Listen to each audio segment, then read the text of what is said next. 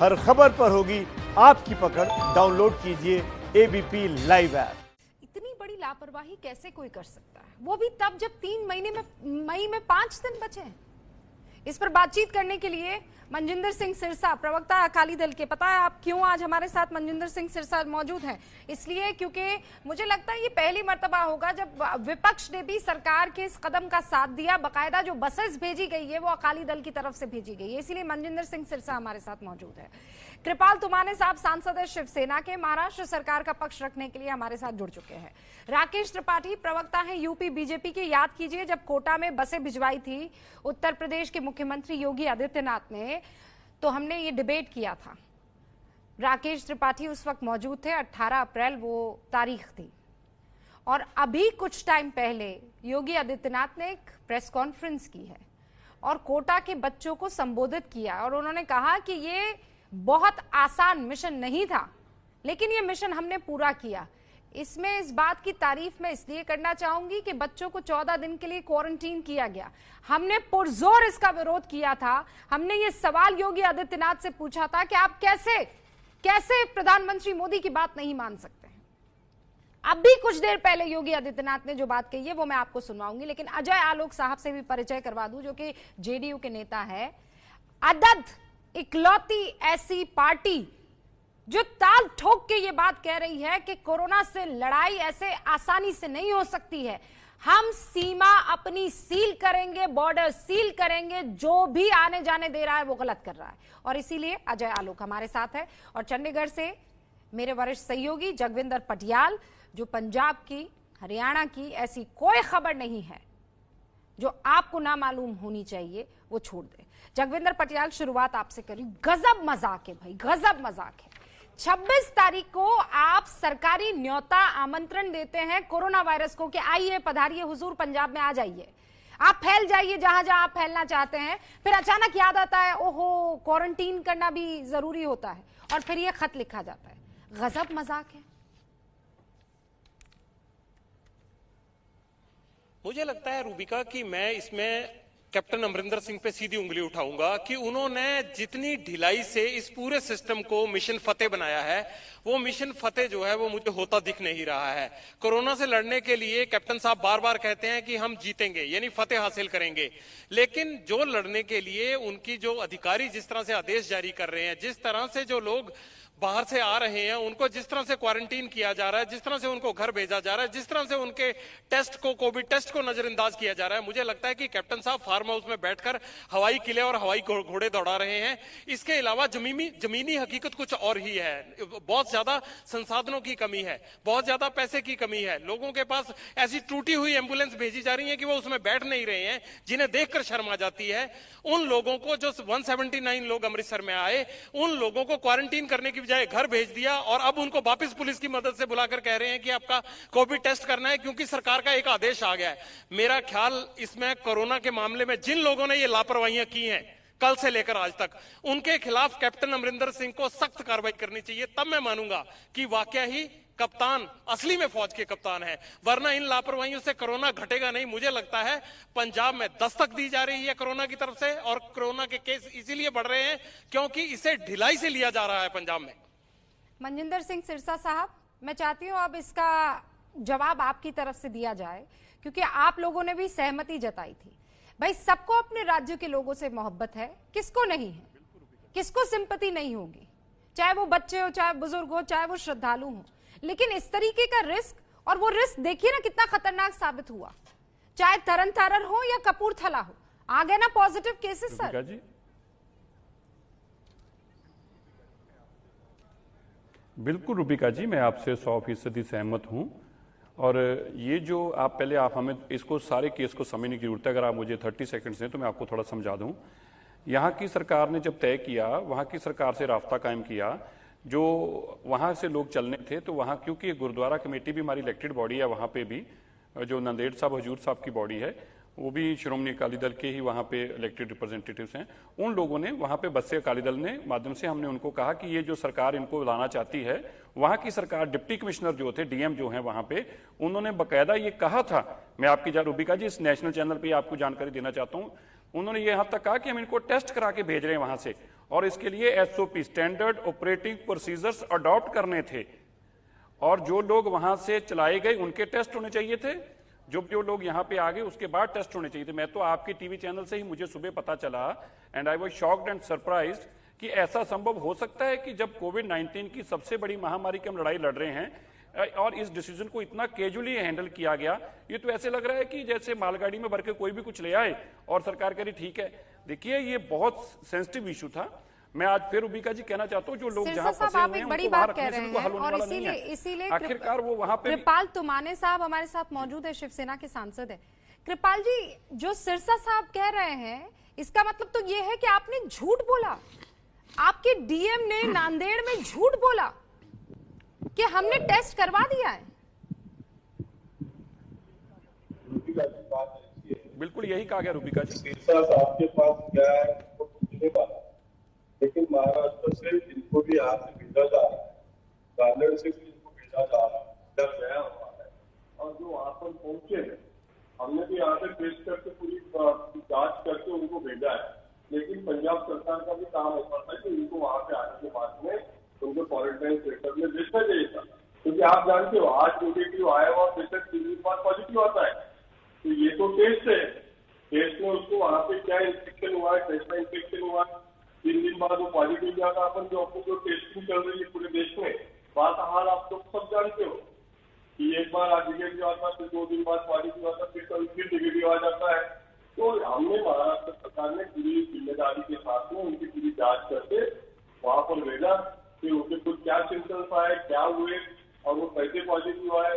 अगर उनको वही क्वारंटाइन कर लिया रहती और वहां एक सेकेंड कृपाल तुमाने जी, इसका मतलब ये है कि या तो वो जो टेस्ट किया गया है उसमें गड़बड़ी है, क्योंकि 8, 9, 10, 11 लोग अचानक कैसे कोरोना पॉजिटिव हो जाते हैं। अगर आपने टेस्ट किया और पूरी ईमानदारी से टेस्ट किया, कितना टाइम लगता है नांदेड़ से वहां जाने में, पंजाब जाने में कितना टाइम लगता है? 8 घंटे, 12 घंटे, 36 घंटे 36 घंटे 36 घंटे नहीं 36 घंटे लगे हैं। 36 घंटे जी, 36 घंटे लगे। 36 घंटे में भी यहाँ निगेटिव का पॉजिटिव हो जाता है। रूबिका, इसमें कुछ ना जो कुछ क्वारंटाइन हुआ है, इसका टेस्ट पहले निगेटिव आता है, वो पॉजिटिव हो गया उनका, उसका हमने जांच करके उनके हाथ में रिपोर्ट लेके उनको भेजा गया है। बाकायदा उनके हाथ में रिपोर्ट दी गई है और उसके बाद में वहाँ पर गए हैं, जो पॉजिटिव थे उनको भेजा गया है। सिरसा साहब, अब जवाब आपको देना है, अब जवाब आपको देना है। उन्होंने क्लैरिटी दे दी, भाई टेस्ट हुआ है, एक आदमी का टेस्ट हुआ है, बकायदा सर्टिफिकेट रिपोर्ट जो है हाथ में सौंपी गई है। रूबिका जी, मैं भी यही कह रहा हूं, ठीक है, मैंने क्योंकि मुझे भी क्लैरिटी थी कि वहां के डीएम ने हमें ये श्योर किया था। अब आप देखिए, जब वहां से टेस्ट होके आता है, अब अपनी इसका मतलब ये हो गया कि महाराष्ट्र की गवर्नमेंट ने अपना पूरा काम तरीके से किया, जो उनका काम बनता था उन्होंने किया। अब वहां से पैसेंजर चले और पैसेंजर एक नए स्टेट के अंदर आ गए जहां के वो रहने वाले हैं। अब यहां की सरकार ये सोचे कि हमें तो कोई चिंता नहीं है जी, महाराष्ट्र सरकार करे जी, जिन्होंने बसें दी हैं वो अपने आप देख लेंगे जी, ड्राइवर अपने आप सोच लेंगे। तो आप इतनी कैजुअल अप्रोच से तो नहीं काम कर सकते ना। अगर वहां की सरकार ने इतनी जिम्मेवारी दिखाई है तो क्या आपको नहीं लगता रूबिका जी की पंजाब स्टेट की सरकार की जिम्मेवारी थी? यहाँ के डिप्टी कमिश्नर लैंड करने में, आपको थोड़ी रूबिका जी और जानकारी देना चाहता हूँ, एक सेकंड सिरसा ये लोग दिल्ली में भी आए हैं आपकी जानकारी के लिए। हाँ, अलग अलग राज्यों में गए हैं, अलग अलग डिस्ट्रिक्ट्स में पंजाब के गए हैं। और जैसी मेरी जानकारी है, जगविंदर, मैं पहले आपके पास आना चाहती हूँ और उसके बाद राकेश जी और अजय आलोक आपका रुख करूंगी। एक सेकंड जगविंदर, ये तो महाराष्ट्र सरकार की तरफ से क्लियर कर दिया गया है कि हमने तो टेस्ट किया था, तो टेस्ट किया था तो मतलब उनकी रिपोर्ट्स हाथ में थी। तो ये रास्ते में इन 36 घंटे में इन्होंने कैच कर लिया। भाई रुके होंगे ना, कहीं तो रुके होंगे। देखिए, मैं महाराष्ट्र सरकार की रिपोर्ट का खंडन नहीं करता हूं, लेकिन मुझे एक बात बताइए कि सुबह हमारे साथ कांग्रेस के प्रवक्ता राजकुमार बेरका थे, 3 बार के एमएलए हैं, कांग्रेस के प्रवक्ता है पंजाब के। जब हमने उनसे ये पूछा कि महाराष्ट्र सरकार को आपने दबाव क्यों नहीं बनाया कि वो इन लोगों का सबका वहां पर कोविड टेस्ट करे, तो उन्होंने कुछ नहीं जवाब दिया। आखिर उनको क्या पता नहीं था इस बात का? इसका मतलब यह है कि पंजाब और महाराष्ट्र की सरकार में कोई तालमेल नहीं था, अगर महाराष्ट्र के जो प्रवक्ता है वो ठीक बोल रहे हैं तो। और अगर पंजाब को ये नहीं बताया गया तो बड़े ताज्जुब की बात है कि जिन लोगों के इतने सारे श्रद्धालु वहां से आ रहे थे, उस सरकार के नुमाइंदे को यही नहीं पता है कि भाई इनका टेस्ट हुआ है नहीं हुआ है। झूठ कौन बोल रहा है, कौन अनजान है? अभी तक किसी भी प्रशासनिक अधिकारी ने हमें यह नहीं कहा कि इनका सबका टेस्ट महाराष्ट्र में हुआ है। पंजाब के एक भी अधिकारी नहीं कहा। तो अब फर्ज ये बनता है कि उद्धव ठाकरे अमरिंदर सिंह से बात करें और वो कहें कि आपके अधिकारी ये बात क्यों नहीं बताते कि हमने टेस्ट करके भेजा है। ये पता लग जाएगा कि कौन झूठ बोल रहा है, कौन सच बोल रहा है। हाँ, बात बिल्कुल सही है। और जगविंदर, मैं तो ये बात नहीं समझ पा रही हूँ, महाराष्ट्र जो कि टॉप 7 स्टेट में से एक है, अव्वल नंबर पर है, इतनी खतरनाक वहां पर हालात बने हुए हैं। अजय आलोक जी, ये इतना हीरोइज्म करने की इस वक्त जरूरत क्या थी? कितने दिन बचे हैं? इतना सब्र हम लोग नहीं। दुनिया भर के गुरुद्वारे लोगों को वहां पर रख रहे हैं, उनकी मदद कर रहे हैं। और पंजाब सरकार ने क्या किया? जो वहां गुरुद्वारा में रुके लोग हैं, आ जाओ भाई, आओ, हमें तो हीरो बनना है। रूबिका जी, सबसे पहले तो एक बात सुनिए कि सरकार खेलने का वक्त नहीं है, ना ही दोषारोपण का वक्त है। इन्फेक्शन जिसको होना था हो गया, अब उनको इलाज की बारी है। बेसिक बात समझने की कोशिश कीजिए और जो सबको समझनी चाहिए। नहीं, ऐसे कैजुअल अप्रोच से नहीं काम चल सकता ये इसके अंदर। कोविड आया कैसे? नहीं, एक मिनट, कैजुअल अप्रोच बाद में बात करेंगे, आप बात तो सुनिए मेरी। कोविड आया कैसे? ट्रैवलिंग से। नहीं सर, आप ऐसे नहीं कह सकते। दोष बेदोष की बात नहीं है, ये बड़ा सीरियस इशू, आप इसको इतना लाइटली मत लें। मैं कह रहा हूं दोषारोपण मत कीजिए। ये तो समझिए कि ट्रैवलिंग के कारण कोविड फैला है। इंडिविजुअल लोग ट्रैवल करके स्टेट में आते हैं, हमारे स्टेट में भी आ रहे हैं, ये दोषारोपण नहीं है, क्वारंटाइन कर रहे हैं। नहीं, ये दोषारोपण नहीं है, नहीं ये दोषारोपण नहीं है, ये सिर्फ जानकारी दी जा रही है कि नेग्लिजेंस कहां हुई है। दोषारोपण नहीं है ये, नेग्लिजेंस को। अच्छा ठीक है, जी सॉरी, ठीक है, मैं अपनी बात खत्म कर लूं, उसके बाद अपनी बात कहिएगा। मैं ये कह रहा हूं कि इंडिविजुअल लेवल पे सब लोग अपने स्टेट्स में आने के लिए स्वतंत्र हैं। हमारे यहां भी जो बिहार में आ रहे हैं उनको कोई हम रोक नहीं दे रहे, लेकिन हम उनको सीमा पे क्वारंटाइन कर रहे हैं, उनकी कोविड जांच करवा रहे हैं। लेकिन अगर स्टेट इंड्यूस पॉलिसी बना के बस भेज के अगर हम लोगों को बुलाएं, तो क्या हम एपिडेमियोलॉजी एक्ट 2005 जो केंद्र सरकार द्वारा पारित है, जिसमें इंटर स्टेट मूवमेंट प्रोहिबिटेड है, उसका साफ उल्लंघन सरकार ही कर रही है? क्योंकि उस एक्ट के तहत यह लिखा हुआ है कि आपको केंद्र से परमिशन लेनी है या केंद्र उसमें अमेंडमेंट करे। ऐसा तो कुछ हुआ नहीं। ये मूवमेंट करवा के और दबाव में आके या भावनात्मक तौर से क्या हम अपने नागरिकों की जिंदगी खुद खतरे में नहीं डाल दे रहे? राकेश, आज पंजाब में 11 लोग पॉजिटिव निकले हैं। उत्तर प्रदेश में जब कोटा से लोग आए थे, हाँ, उत्तर प्रदेश में कोटा से आए थे, उसमें ही पॉजिटिव निकले कि नहीं निकले पॉजिटिव? राकेश त्रिपाठी, तो ट्रैवलिंग सरकार जब खुद करवाएगी। नहीं, बिल्कुल नहीं। ट्रैवलिंग जब सरकार खुद करवाएगी तो जिम्मेदारी अजय आलोक जी जानकारी ठीक कर लें इसकी।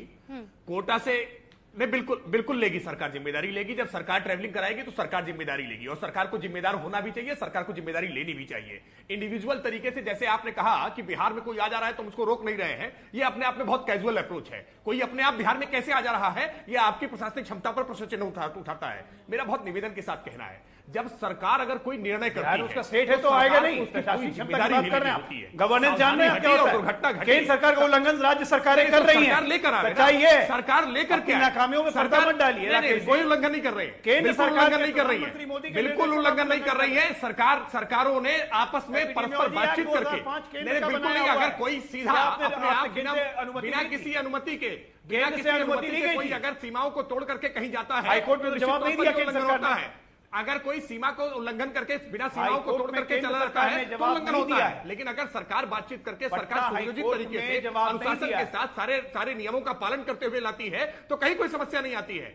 आज उत्तर प्रदेश सरकार ने लगभग 10,000 विद्यार्थियों को राजस्थान से लेकर के उत्तर प्रदेश में आई है, और उत्तर प्रदेश में आए हुए विद्यार्थियों के साथ इस समय जब हम सीधा सवाल जवाब कर रहे हैं, तब उत्तर प्रदेश के यशस्वी मुख्यमंत्री जी तमाम अभिभावक के तौर पर उन बच्चों से संवाद कर रहे हैं, उनको लगातार यह समझाइश देने का काम कर रहे हैं कि कोरोना से हमको किस तरह से लड़ना है। हमने विद्यार्थियों के साथ गार्जियन की भूमिका निभाई है। हमने विद्यार्थियों को कैजुअल अप्रोच के तहत ऐसे ही आने या जाने की छूट नहीं दी है, बल्कि आप ध्यान रखेंगे कि बिहार में लगभग 3,000 विद्यार्थी जिनके पास पैसे थे वो राजस्थान से परमिशन लेकर के चले आए। जो आज मीडियोकर विद्यार्थी थे, मीडियम क्लास फैमिली के विद्यार्थी थे, आज वो वहां कोटा में अपने भाग्य को रो रहे हैं। क्यों बिहार की सरकार को लेकर के वहां नहीं जा सकती है? मैं फिर दर्शकों को बता दूं, एक सेकंड सिरसा साहब, एक रूबिका जी, मैं दो इंपॉर्टेंट जानकारी देना चाहता हूं। फिर से दर्शकों को बता दूं, सिरसा साहब बस एक सेकंड, बस एक जानकारी देनी है। मैं कह रही हूं ना, दोबारा रिपीट कर रही हूं, राकेश त्रिपाठी उस वक्त मौजूद थे, यहां डिबेट हुआ था कि लॉकडाउन की खिल्लियां उड़ाई जा रही है। जो बात अभी अजय आलोक कह रहे हैं कि आपने एक्ट की कैसे आपने मजाक उड़ाया उसका, कैसे माखौल जो है उसका बनाया है, लेकिन आज योगी आदित्यनाथ कह रहे हैं कि हमने बहुत तौर तरीके से उन बच्चों को बुलाया, क्वारंटीन किया, कोविड का उनका टेस्ट कराया। एक बार सुनिए आप योगी आदित्यनाथ को, और फिर सिरसा साहब मैं आपका रुख करती हूँ। लॉकडाउन के दौरान ऐसे 11,500 से अधिक अपने उन युवा साथियों को सुरक्षित इस माहौल में उनके घरों तक पहुंचाने की कार्रवाई करना एक चैलेंज था, लॉकडाउन था। उस सब के बावजूद बहुत सारी जगह इसके बारे में विरोध भी था, लेकिन उन सभी को पहुंचाना था। इसके लिए फिर हम लोगों ने एक कार्य योजना बनाई और भारत सरकार के साथ संवाद स्थापित किया, राजस्थान सरकार के साथ संवाद स्थापित किया और फिर आप लोगों को सुरक्षित आपके घरों तक पहुंचाने की कार्रवाई प्रारंभ की। भाई यहां तो संवाद तो स्थापित हुआ। कृपाल तुमाने जी, आपके तो दोनों राज्यों में संवाद ही नहीं लग रहा है साफ तौर पर।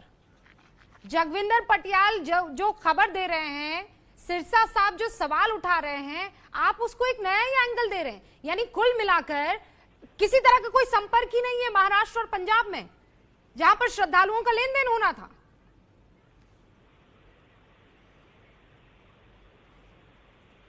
जी, ये बात बगैर संवाद की ऐसी होती नहीं कि वो आए और लेके चले गए किसी श्रद्धालु हो या बच्चे हो, ऐसा नहीं होता है। इसके बारे में बाकायदा रूल्स रेगुलेशन, और महाराष्ट्र ऐसा राज्य है किसी भी बेकायदे से गलत काम करता नहीं, जो रूल्स में है। आज भी हमारे यहाँ लाखों हमारे जो लेबर्स है वो फंसे हुए हैं, केंद्र से परमिशन नहीं मिल रही है। मैं तो कहता हूँ कि ये परमिशन है जब आपने किसी एक राज्य के लिए बच्चे को ले जाने के लिए देते हो, दूसरे राज्यों को नहीं देते हो। आप बोल रहे हो वहाँ कोविड का पेशेंट मिल गया है, यूपी में भी मिला होगा तो किसको मालूम। जब हम बात करने लगे तो जब पता चला, आपने कोई न्यूज दिखाया तो उससे से पता चल गया कि वहाँ कोविड का पेशेंट निकला। मैं पहले ही कह रहा हूँ कि आज जो पेशेंट, आज जिसको हम क्वारंटाइन करने हॉस्पिटल ले जाते हैं, उसका टेस्ट कराने ले जाते हैं, तो वो 3 दिन बाद 4 दिन बाद उसकी पॉजिटिव भी हो जाता है, 2 दिन में कोई पॉजिटिव हो जाता है। ये तो जांच पंजाब में जाने के बाद ही होनी चाहिए थी। हमने तो बहुत सारे रिपोर्ट देके कर दिया। और बगैर संवाद के आप कह रहे हैं ये गलत है। बगैर संवाद से कुछ नहीं होता। केंद्र सरकार ने परमिशन दिए बगैर ये काम हो नहीं सकता है। इसमें केंद्र सरकार का। कृपाल तुमाने जी, आप कह रहे हैं बगैर संवाद कुछ नहीं होता है।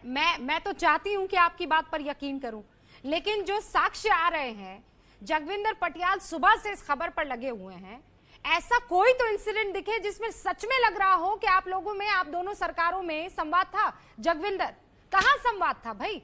अब पता चल रहा है कि उनका टेस्ट हुआ था। देखिए, नहीं, मैं उसमें थोड़ी और क्लैरिटी कर देता हूं। अभी जब आप डिबेट कर रहे थे, 2 डीसी तरनतारन और अमृतसर, दोनों डीसी से हमारी बात हुई है और दोनों डीसी का यह कहना है कि हमें इस बारे में कोई खबर नहीं है, ना ही हमें नांदेड़ साहब से या वहां के डीएम से कोई इस तरह की चिट्ठी अभी तक भेजी गई है। अगर कोई पंजाब सरकार को भेजी हो महाराष्ट्र सरकार ने तो पता नहीं, और ना ही जिन लोगों के अभी तक हम तालमेल में आए हैं या पंजाब का हमारा हेल्थ डिपार्टमेंट जिस तालमेल में आया है, ना ही वहां से आए श्रद्धालुओं ने हमें ये बताया है कि हमारा वहां पर कोई टेस्ट हुआ था और उसकी ये रिपोर्ट है।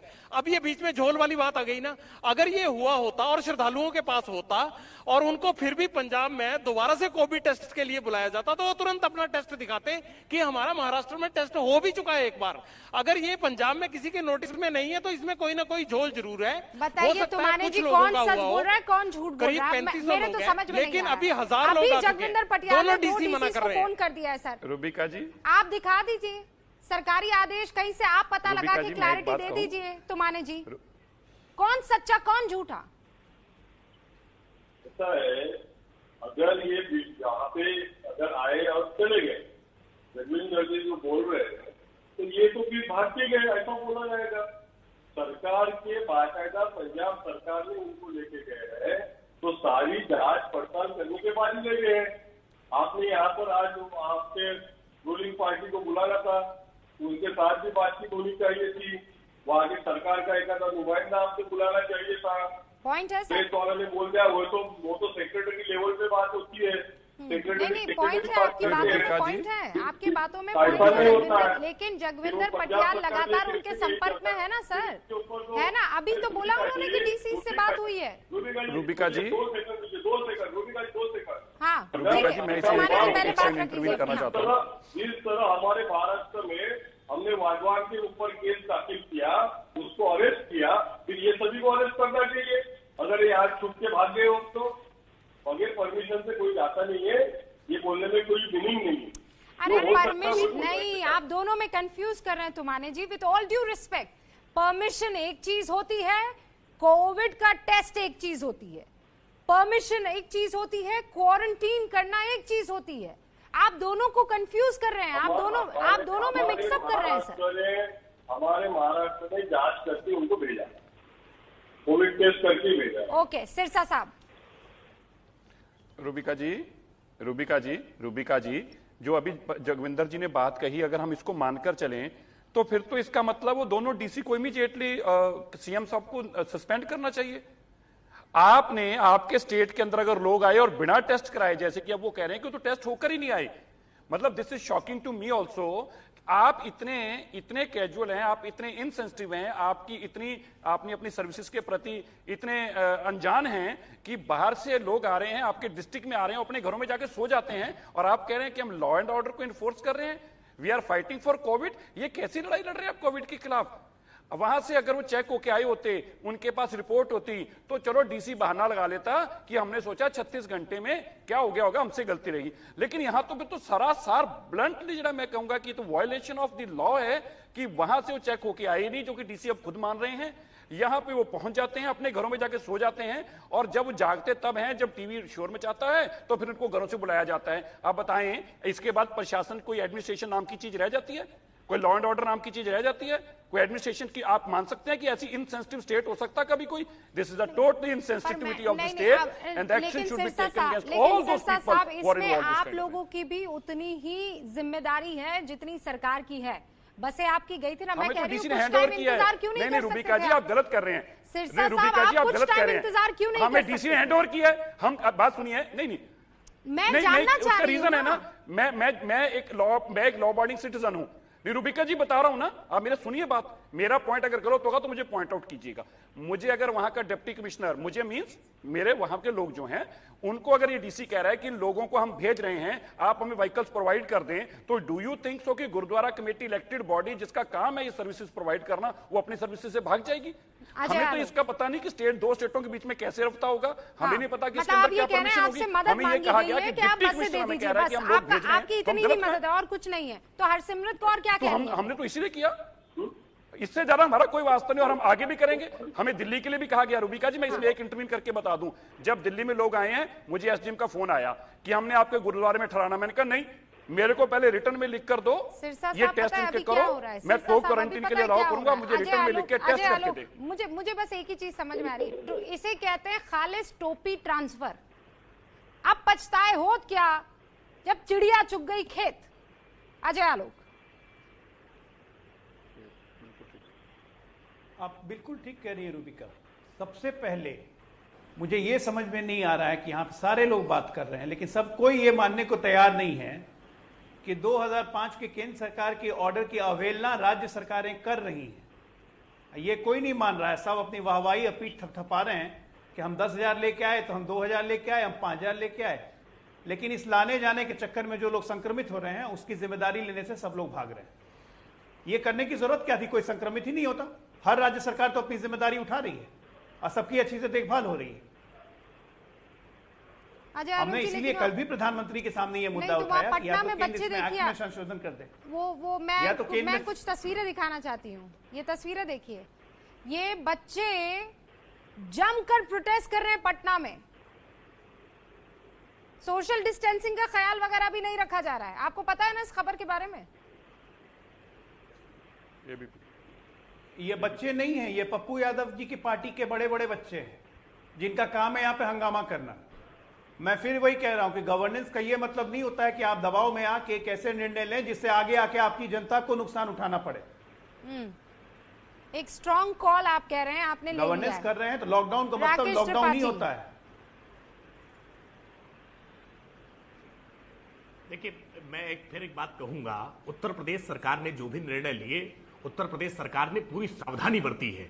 हर बच्चे को जिसको हम लेकर के आए हैं, या हम मजदूरों को जो लेकर के आए हैं, या प्रयागराज में जो विद्यार्थी अलग अलग जिलों के थे उनको घर जो पहुंचाने का काम किया है, हमने तमाम सारे नियमों का पालन किया है, स्क्रीनिंग की है बाकायदा, और उनको घर पहुंचाने के बाद भी होम क्वारंटीन करने का काम किया है, बाकायदा सबकी काउंसलिंग की गई है। हमने कोई हरी भरी में कोई श्रेय लेने के लिए नहीं, चूंकि हम सरकार के नाते मानवीय संवेदनाओं को हम दरकिनार नहीं कर सकते हैं। हमको मानवीय संवेदनाएं देखनी ही होंगी, और उसका नियमों के साथ पालन करा के अगर हम कठोरता से काम करेंगे तो निश्चित तौर पर कहीं कोई समस्या नहीं मुझे ये आएगी। बताइए, कोरोना वायरस क्या मानवीय संवेदना देखेगा कि नहीं?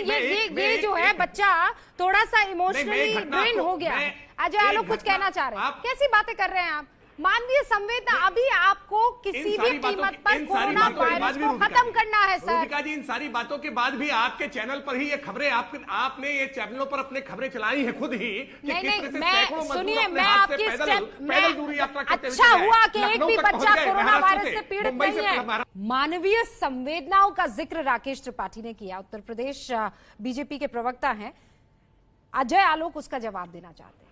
मानवीय संवेदना, हम सब मानव हैं जो इस वक्त बात कर रहे हैं, हम सबकी संवेदनाएं, कोरोना वायरस कोई संवेदना देखेगा? अजय आलोक। रूबिका जी, मेरा सबसे सवाल है यहाँ पे जो बैठे हुए जितने मेरे मित्र लोग हैं, और भारतीय जनता पार्टी के साथ तो हम अलायंस में ही हैं, ये लॉकडाउन प्रधानमंत्री जी ने लगाया था, ये मानवीय हित को देखते हुए लगाया था या मानवीय संवेदना को देखते हुए लगाया था? हमारे भाई हैं राकेश जी, योगी जी मुख्यमंत्री होते हुए उनके पिताजी की मृत्यु हो गई, अंतिम संस्कार में वो नहीं गए, उनकी क्या संवेदना नहीं थी? लेकिन मानवीय हित के कारण ही नहीं गए, क्योंकि एक मुख्यमंत्री जाता है तो उसका काफिला जाता है, उसकी सिक्योरिटी जाती है, सोशल डिस्टेंसिंग का पालन नहीं होगा, और प्लस उत्तर प्रदेश में उनकी जरूरत थी जिसका सारे देश ने तारीफ की। तो आज के ऐसे क्राइसिस के समय में हम मानवीय हितों को प्राथमिकता देंगे या मानवीय संवेदना को प्राथमिकता देंगे?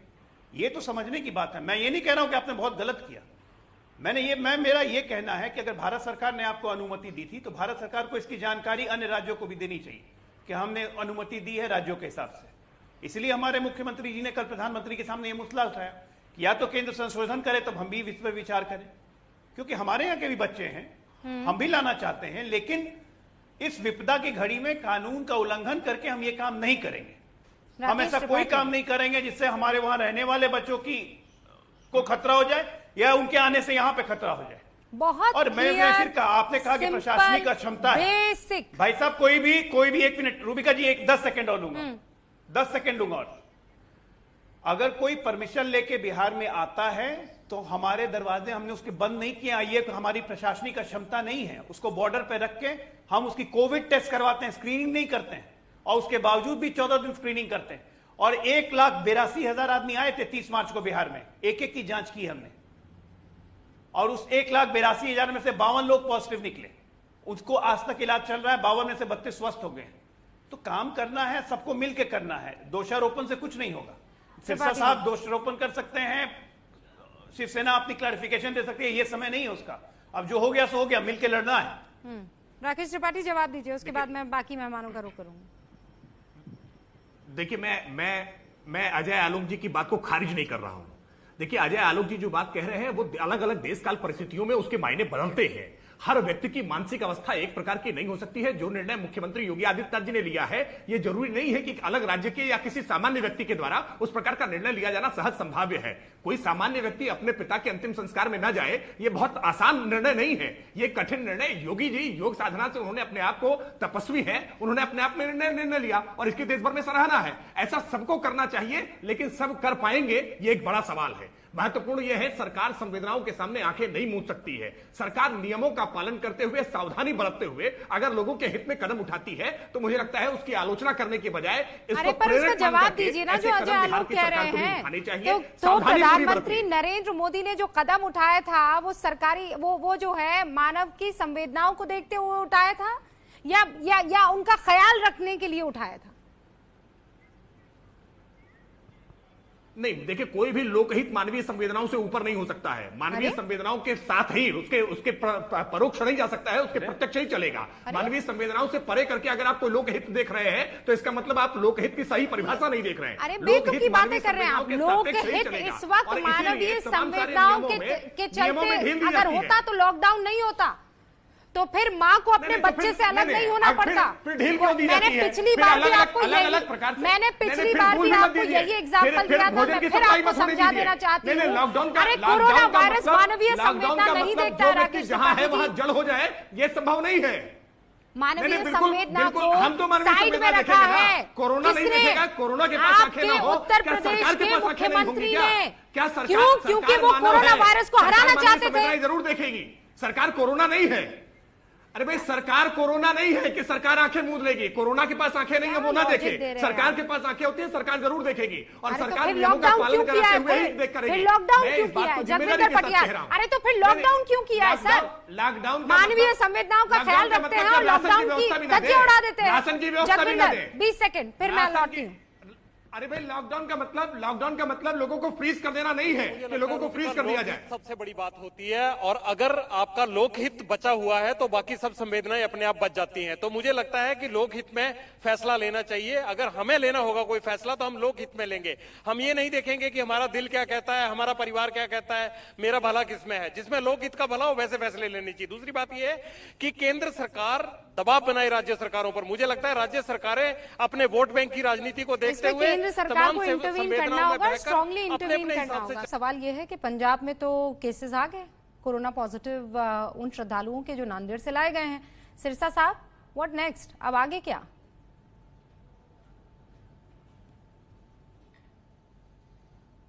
देखिए, अभी तो आपको ये भी नहीं पता कि कितने लोगों का टेस्ट हुआ है अब तक, और उसमें से अभी अगर आप जैसे बताया, परमात्मा ना करे जो बाकी लोग हैं उनके टेस्ट में कुछ ऐसी बात निकले। लेकिन रुबिका जी, मैं अगर आप मुझे थोड़ा सा पेशेंसली मेरी बात को सुने तो मैं 2 बात जरूर कहना चाहता हूं। देखो, मैं सब लोगों की डिबेट हम सुन रहे हैं, लेकिन आप एक बात जरूर मानेंगे, जब 2 सरकारें आपस में बातचीत कर रही हैं तो ये तो नेग्लिजेंस है, हमें सबको मानना चाहिए। दूसरी बात यह है कि जो लोग वहां से आए हैं उन लोगों का टेस्ट वहां हुआ नहीं हुआ, ये तो एक बड़ी मिस्ट्री बन गई। मेरी जानकारी के मुताबिक हुआ था, लेकिन वहां डीसी कह रहे नहीं हुआ। अब बड़ी बात यह है कि मेरा तो ये कहना है कि जो भी लोग अब आए हैं, पहले तो ये तो सामने आए कि कितने लोग ऐसे इन्फेक्टेड हो गए और उनके पीछे क्या कारण रहा। क्योंकि अगर वो नंदेड़ साहब में 1 महीने में थे तो वहां से तो कैसे इन्फेक्शन, जैसे अभी किसी ने बीच में बोलते कहा था कि रास्ते में हो सकता है। तो ये बहुत बड़ा चैलेंज है कि अगर रास्ते में कहीं हुआ तो रास्ते में किसके साथ हुआ और क्या किसी और को भी वो जो डिजीज है वो ट्रेवल करा है। ये बहुत बड़ी एक मिस्ट्री बनकर रह गई है। मुझे उम्मीद है कि पंजाब सरकार इस पे क्लैरिफिकेशन दे और जल्दी से हमारे पास उतने रिसोर्सेज नहीं, उतने अस्पताल नहीं, उतने बेड नहीं। कृपाल तुमाने जी, हम लोग अभी इसके लिए तैयार नहीं है। ये बात तो आप भी मानेंगे ना, किसी भी चूक के लिए हम तैयार नहीं है सर। इसके बात ऐसी है कि चर्चा हो रही थी कि लॉकडाउन देश किसके लिए है या इसके लिए, ये कोरोना ना बढ़े इसके लिए असल में लॉकडाउन किया गया। ये तो 15 दिन पहले अगर हमारे इंटरनेशनल फ्लाइट होने से तो कोरोना नहीं आता, लॉकडाउन की मंजूरी हमारे लिए आता। लेकिन जो हो गया आज हमें क्या करना है इसके बारे में हमको सोचना है। और देश भी सबसे बड़ा होता है, देश की व्यक्ति विशेष किसी विशेष के लिए किसकी संवेदना काम करे उसका मुद्दा है। अब वो अपने पार्टी की बात रखेंगे, अब हमारे पार्टी की रखेंगे, लेकिन ये पार्टी का अभी राजकारण का समय नहीं है। सबने मिलकर एक साथ कोविड के खिलाफ लड़ने का समय है और हम सबने मिलकर लड़के तो हो गया। पर आप सब एक साथ मिलकर कोविड से लड़ते हुए दिखाई नहीं दे रहे हैं, कोविड को आमंत्रित करते हुए दिखाई दे रहे हैं। यही तो मेरा सवाल और इसी पर तो आज मेरी बहस थी, जिस पर कोई भी एक मत होता नहीं दिख रहा है। सरकारी लापरवाही का खामियाजा जनता को जो है वो भुगतना पड़ेगा। महाराष्ट्र में सभी राजनीतिक पार्टियां हाथ में हाथ डाल के कोविड के खिलाफ लड़ रही है। आप देख रहे होंगे कोई पॉलिटिकल स्टेटमेंट नहीं आता, कोई राजनीति नहीं कर रहा है। अब बाहर के राज्यों में क्या हो रहा है हमें उससे लेना देना नहीं। हम हमारे महाराष्ट्र की तरफ ज्यादा ध्यान दे रहे हैं क्योंकि सबसे ज्यादा पेशेंट हमारे महाराष्ट्र में, हम अच्छा करने की कोशिश कर रहे हैं। लेकिन अगर जो भी होता है केंद्र की गाइडलाइन है, आलोक जी ने बराबर कहा कि 2005 की जो हमारी नेशनल डिजास्टर की जो एक नई गाइडलाइन बनी है जिसमें केंद्र की सम्मति चाहिए रहती है, केंद्र की सम्मति के बगैर ये कुछ हो नहीं सकता। नांदेड़ गुरुद्वारा से ताल्लुक रखने वाले हमारे साथ रविंदर सिंह जो हैं फोन लाइन पर जुड़ गए हैं। हमारी डिबेट देखने के बाद वो अपनी कुछ बातें रखना चाहते हैं, कुछ क्लैरिटी और कुछ क्लैरिफिकेशन देना चाहते हैं। रविंदर जी, स्वागत है आपका एबीपी न्यूज के सीधा सवाल पर।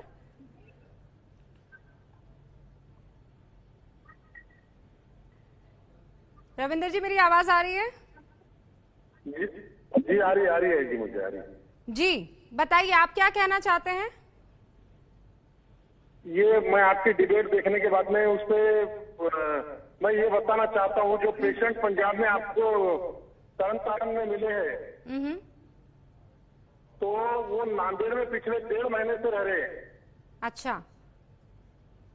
तो उनको यहाँ पे किसी को भी किसी प्रकार की कोई तकलीफ नहीं थी, कोई बीमारी नहीं थी उनको यहाँ पे। उनको दिल्ली में, सॉरी अपना एमपी में, इंदौर में उनको किसी स्कूल में रखा गया था।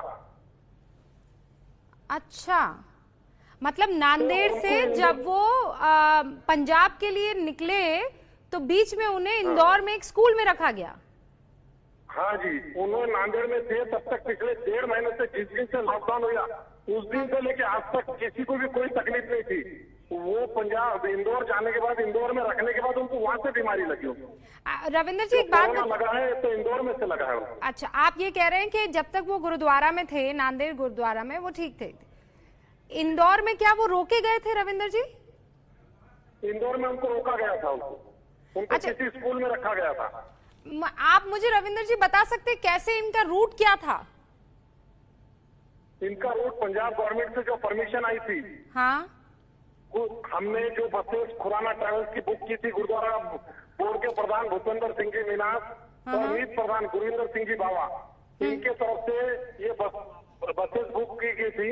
हाँ। इस जो बसेस से भेजे, और कुछ लोग मतलब लॉकडाउन परमिशन मिल गई, हमें जाने मिल रहा बोल के कुछ गाड़ियां, प्राइवेट गाड़ियों से टैक्सी कर ली उन्होंने, कुछ लोगों ने। अच्छा। तो वो जो प्राइवेट टैक्सी करे थे उन लोगों को वहां पे रोक लिया था, और जो बसेस निकली थी उनमें से किसी को भी रोका नहीं, वो बसेस ठीक ठाक पहुंची। जो प्राइवेट गाड़ियां करके जा रहे थे उनको ये पॉजिटिव पाई गई है। नहीं, पर रविंदर जी, आप जो बात बता रहे हैं वो तरन तारण की बता रहे हैं। एक जो जत्था है वो बाकी अलग अलग जिलों में भी पहुंचा है। 8 केसेस कोरोना पॉजिटिव आए हैं। नहीं, मैं आपको बता रहा हूँ, तरन तारण मैंने न्यूज पे खाली तरन तारण देखा, और अलग भी तरफ जो पहुंचा, ये जो प्राइवेट गाड़ी से उनको हर जगह रोक लिया गया था। उनको अपने मध्य प्रदेश में रोका गया था, उसके बाद में और आगे कहीं रोका गया था। अच्छा रुकिए रविंदर जी, रुकिए। आपको सिर्फ तरन तारण की खबर आ रही है। कपूरथला भी एक इलाका है, अमृतसर भी इलाका है, वहां जो बसेस आपके नांदेड़ से निकली है ना, वो अलग अलग इलाकों में गई है, वहां से ये कोरोना पॉजिटिव टेस्ट आ रहे, एक जगह से नहीं। जगविंदर मेरे सहयोगी जुड़े हुए हैं, उनको इस बारे में और डिटेल में सारी जानकारी है, क्योंकि वो ग्राउंड जीरो पर मौजूद है। तो मैं आपको कनेक्ट कर रही हूँ जगविंदर से। रविंदर जी, लाइन पर रहिए आप। जगविंदर। रविंदर जी, सबसे बड़ी बात यह है कि 90 बसें आई हैं, वो सभी एक रूट पे नहीं आई होंगी और वो एक ही जगह पर नहीं रुकी होंगी। वो रविवार को आनी शुरू हुई थी, अभी भी आए जा रही हैं। तो मुझे ये लगता है कि रूट सबका अलग अलग रहा होगा, ठिकाना सबका अलग अलग रहा होगा। अगर 3,500 आदमी आ रहा है तो उन्हें ये नहीं होगा कि हर बस को एक ही स्कूल में ठहराया जा रहा है। तो इसमें कोई ना कोई अभी और बीच में पेच होंगे। और हमारा ये भी सबसे बड़ा कंसर्न है कि अगर 40-45 घंटे की यात्रा करके लोग यहाँ पहुंचे हैं तो रास्ते में जहां जहां रुके होंगे वहां भी ये खतरा मंडरा रहा होगा कोरोना का।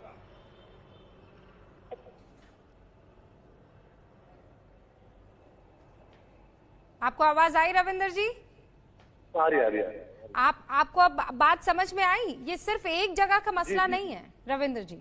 और सरकारों को टेस्ट करना था, वो टेस्ट उन्होंने नहीं किया। पंजाब सरकार को टेस्ट करना था, वो टेस्ट पंजाब सरकार ने नहीं किया। रविंदर जी, इस बात को लेकर चर्चा और बहस हो रही है। अब देखते ये हैं कि सरकार आगे क्या करती है। रविंदर जी, आप लगातार एबीपी न्यूज के संपर्क में रहिएगा, खबरें आप देखते रहिएगा। नहीं, नांदेड़ से जो आप बोले ना, नांदेड़ से महानगर पालिका की टीम, हेलो, हाँ सुन रहे हैं। नांदेड़ से महानगर पालिका की जो गवर्नमेंट के डॉक्टर है, वो उनको यहाँ पे पिछले जितने दिन से 1.5 महीने से यहाँ है, उनको अभी तक हर टाइम चेक किया उन्होंने। यहाँ पे हम खुद उनके संपर्क में थे।